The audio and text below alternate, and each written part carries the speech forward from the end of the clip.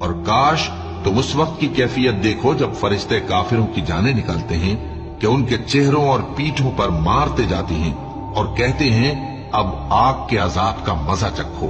ये उन अमाल की सजा है जो तुम्हारे हाथों ने आगे भेजी हैं। और ये जान रखो कि अल्लाह बंदों पर जुल्म नहीं करता।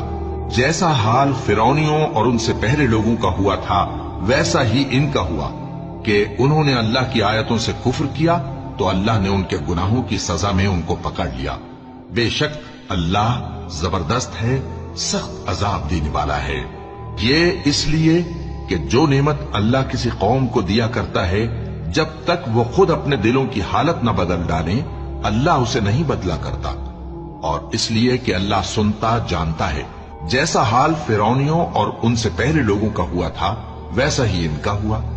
उन्होंने अपने परवरदिगार की आयतों को झुटलाया तो हमने उनको उनके गुनाहों के सबब हलाक कर डाला और फिरौनियों को डुबो दिया और वो सब जालिम थे।